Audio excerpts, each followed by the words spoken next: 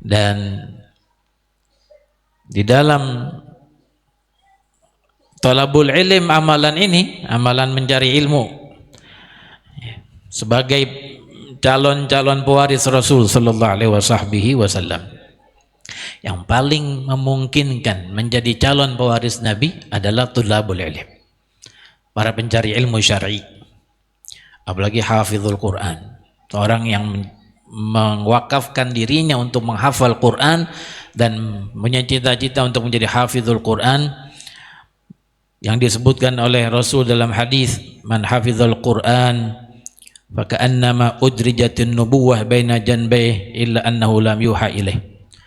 Barang siapa yang hafal Quran seakan-akan kenabian ada dalam dirinya, akan tetapi dia tidak diwahyukan oleh Allah Ta'ala. Seakan-akan Nabi, seakan-akan. Karena wahyu Allah Ta'ala ada dalam jasadnya, lalu dalam hatinya.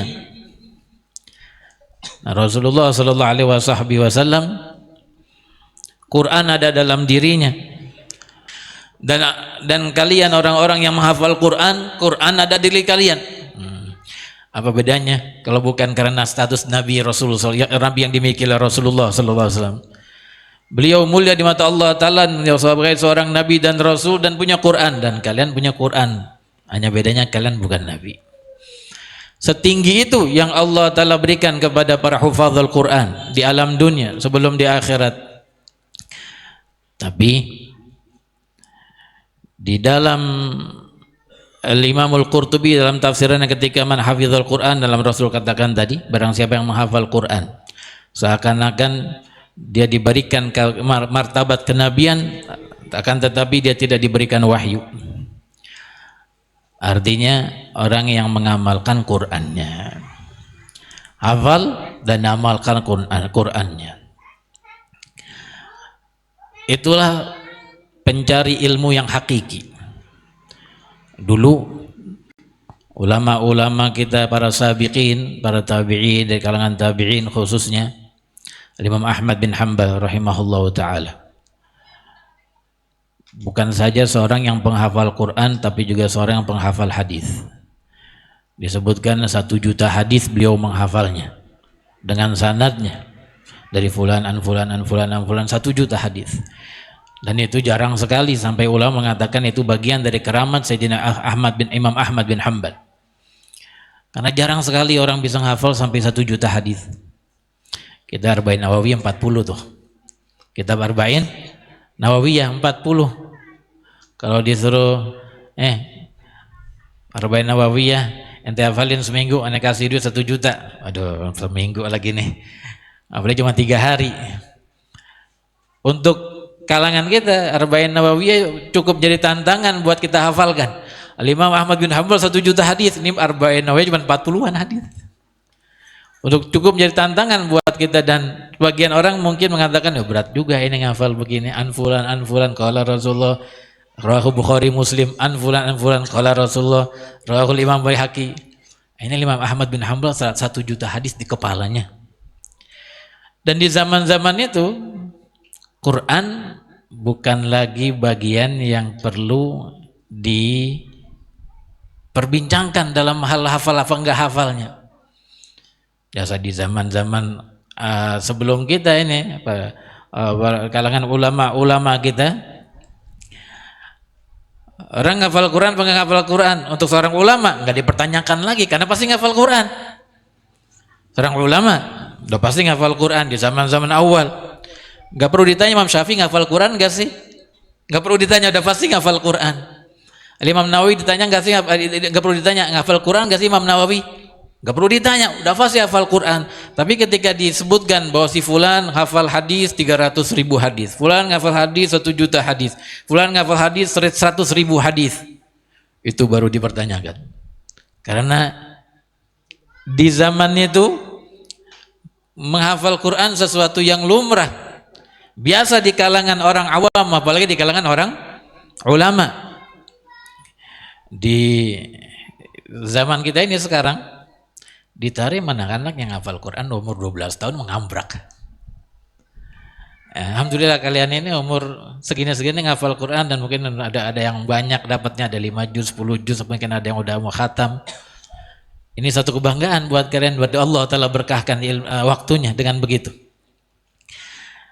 Maka dengan menilik kehidupan kaum muslimin di zaman awal, kemerosotan kaum muslimin dalam tingkatan keilmuan terlalu jauh.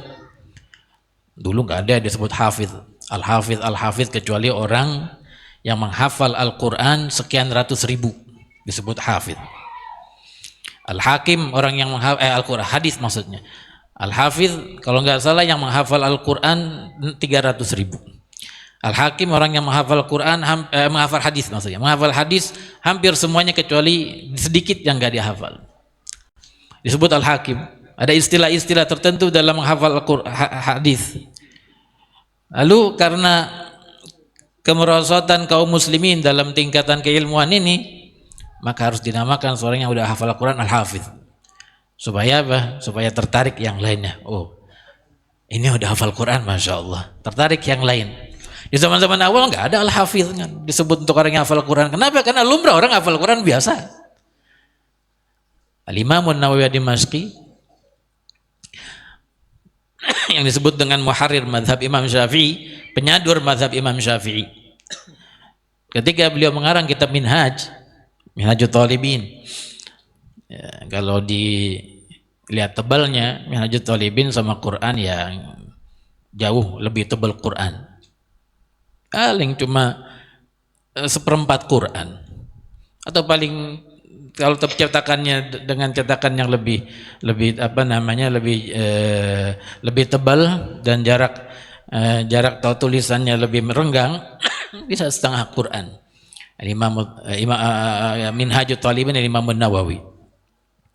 Ketika beliau karang itu kitab dan tersebar ke sana kemari di zaman itu, zaman di mana ilmu merupakan sesuatu yang dibanggakan banyak orang dan orang-orang pada sibuk dengan ilmu di itu zaman, awamnya apalagi ulamanya. Kata orang-orang ulama, Imam Nawawi ngarang kitab Minhajut Thalibin sebegini mudahnya fikih. Lalu mereka mengatakan para ulamanya, nanti tukang-tukang sayur bisa jadi ulama nih. Nanti tukang sayur bisa jadi ulama. Karena gara fikih dipermudah oleh Imam Syafi'i dengan kitab Minhajut Thalibin. Ada zamannya itu seorang menjadi ulama merupakan perjuangan besar untuk mencapai derajat yang dibanggakannya itu. Sampai-sampai ketika Imam Nawawi mengarang kitab Minhajut Thalibin dengan mudahnya fikih difahami dengan kitab minhajnya, sampai ulama-ulamanya mau ngomong, nanti jangan-jangan tukang sayur bisa jadi ulama karena dimudahkan oleh Imam Nawawi dengan kitab minhajnya. Al-Imam Ahmad bin Hanbal tadi yang kita singgung, datang seseorang kepada beliau. Mau ngapain? Mau minta nuntut ilmu hadis. Dia utarakan maksudnya kepada Imam Ahmad bin Hanbal. Kata beliau, baiklah kalau gitu. Dia tinggal di rumah aneh ini malam ini. Maka calon santri ini oleh Imam Ahmad diperkenankan tinggal di rumahnya. Itu malam dan menginap di rumahnya. Sebagai seorang diperlukan tamu, disiapkan kamar, tempat tidur, dan disiapkan air buat apaan? Kalau orang dulu nggak kayak kita sekarang, bangun malam WC dekat, bangun malam kamar mandi di dalam rumah. Kalau orang sekarang kan begitu. Di zaman orang-orang tua kita, zaman ayah itu mungkin awal-awal waktu kecil ya, namanya kamar mandi nggak ada di dalam rumah, di pangkeng, pangkeng di luar rumah, di belakang terpisah. Itu orang dulu kalau bangun malam-malam serem juga kalau keluar rumah sendirian. Nah di zaman-zaman tabi'in, zaman awal-awal lebih jauh lagi, mereka tempat buang hajatnya nggak seperti kita dekat, apalagi di dalam rumah, apalagi di dalam kamar. Zaman kita malah tempat buang hajat di dalam kamar, apalagi kamar utama ada aja tempat buang hajatnya, tempat kamar mandinya. Sehingga mereka disiapkan air di dalam tempat penginapan itu, dalam kamar tamunya. Di pagi hari sholat subuh, Imam Ahmad bin Hanbal ngecek ke kamar tamunya itu yang jadi calon santri yang pengen nyari ilmu hadis. Ternyata dilihat airnya nggak berkurang sama sekali. Artinya itu air nggak dipakai buat wudhu semalam. Lalu ketika beliau ya pastikan bahwa ini calon santrinya nggak wudhu semalam, artinya nggak bangun malam. Calon santrinya nggak bangun malam karena nggak wudhu. Kata Imam Ahmad bin Hanbal kepada ini orang, bilang idhab fa innaka lan tasluh lil hadits. Pulang dah ente nggak pantas belajar ilmu hadis. Di zaman itu ujian seorang calon santri begitu. Karena pedulinya seseorang pengajar di saat itu untuk memastikan bahwa ini anak, ini orang punya semangat yang tinggi dan pengen benar menuju Allah Ta'ala dengan talabul ilmnya dia. Sampai-sampai Imam Abdullah bin Umar Asyatiri dalam makalah yang terkenal disebutkan, idza ra'aita talibal ilm lan yaqumal lail fadfud yadaika minhu, katanya. Kalau engkau lihat pelajar ilmu enggak bangun malam, maka tepuk-tepuk tangan aja dah. Apa orang gini-gini nih, kalau tangan kotor gini. Apa artinya maksudnya? Maksudnya nggak bisa diharapin. Kalau engkau lihat pelajar ilmu nggak bangun malam, nggak diharapin, nggak bisa diharapin dari anak ini, dari pelajar ilmu ini. Apalagi kalau hafizul Quran, seorang yang hafiz Quran, dia punya hafalan yang perlu dimurojain, mesti dia qiyamul lail walaupun 2 rakaat dimurojain dalam sholat setiap malamnya, sehingga semakin kuat hafalannya itu. Dan jadi wiridan di setiap malam. Malam ini hafal murojaah dari Alif Lam Mim, berapa ayat, berapa halaman, berapa kaca, 2 kaca, 3 kaca, berhenti, besok terusin lagi, besok terusin lagi, besok terusin lagi. Gak lama, sebulan 2 bulan khatam, balik lagi. Apalagi kalau dia udah khatam Quran semuanya, dia harus punya qiyamul lail, dibaca wiridannya, Qurannya di dalam qiyamul lail, di dalam sholatnya, sehingga dia tentukan khatamnya sebulan sekali, apa 2 bulan sekali, apa 3 bulan sekali, paling enggak sebulan sekali, 1 hari 1 malam 1 juz. Itu orang penghafal Quran. Maka dari itu ulama kita punya pandangan bahwa ilmu zahir yang ada dalam diri kita ini sewaktu kita cari dan kita hasilkan bukan tujuan. Itu adalah wasilah. Serajin apapun kita, segiat apapun kita, ngafal Quran, ngafal Alfiyah, ngafal Minhaj, ngafal Zubad, ngafal hadis-hadis, sebanyak apapun yang kita kumpulkan sebagai pembadaharan ilmu di ini otak, itu cuma wasilah, dan tujuan utama kita adalah dekat dengan Allah Subhanahu wa Ta'ala. Itu jalan. Man salaka tariqan yaltamisu fihi ilma sahhalallahu bihi tariqan ilal jannah. Barang siapa yang menelusuri satu jalan, di mana di jalan itu dia mencari ilmu, itu para tulabul ilm, orang-orang yang nyari ilmu ini, Allah Ta'ala mudahkan di akhirat nanti, Allah Ta'ala mudahkan dia menuju surga. Kata ulama, mudahkan di dunia, mudahkan di akhirat. Mudahkan di dunia bi an yuwaffiqahullahu ila kulli khair, Allah Ta'ala berikan dia taufik kepada kebaikan. Dimudahkan di akhirat, Allah Ta'ala mudahkan dia melewati jembatan sirat. Itu mana sahalallahu bihi tariqan ilal jannah, Allah mudahkan dia menuju ke surga. Maka wajar Imam Abdullah bin Umar Syatiri bilang gitu, kalau kau lihat ada pelajar ilmu gak bangun malam, fanfud yadaika minhu, gak bisa diharapin ya, karena dia nggak tahu jalan kemana.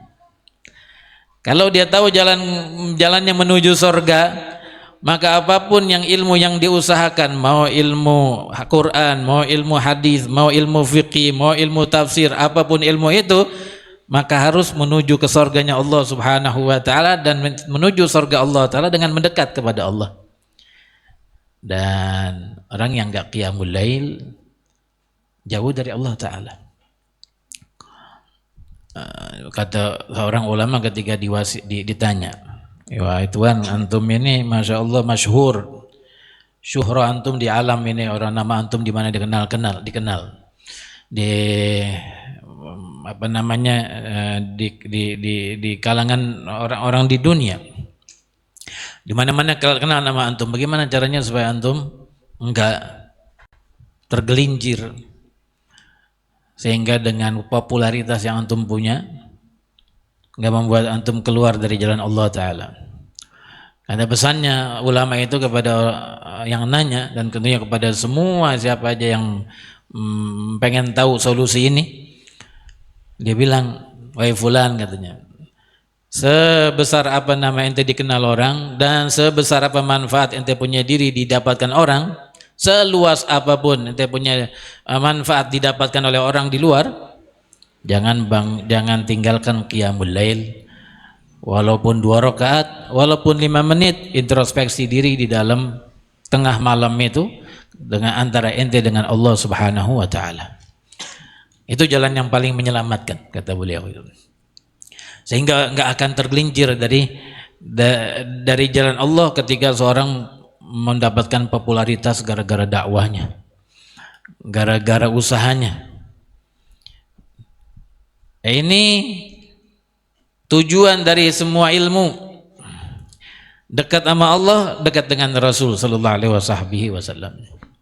Dan siapa yang bisa dekat sama Allah Ta'ala kalau dijauh dengan Rasul? Dan nggak mungkin orang dekat sama Rasul lalu jauh dari Allah Subhanahu wa Ta'ala. Wa may yuti'ir rasula faqad atau Allah. Siapa yang taat pada Rasul berarti dia taat sama Allah Ta'ala. Wa may yuti'illaha war rasula. Siapa yang taat pada Allah dan Rasul, dua hal yang digandengkan Allah Ta'ala terus dalam Al-Quran. Kalau dengan begitu kita udah paham bahwa ini jalan yang kita telusuri sekarang, talabul ilm, dakwah, apapun itu adalah wasilah, bukan ghayah, bukan tujuan. Tujuan kita ada di ujung jalan sana, yaitu Allah dan Muhammad sallallahu alaihi wasallam.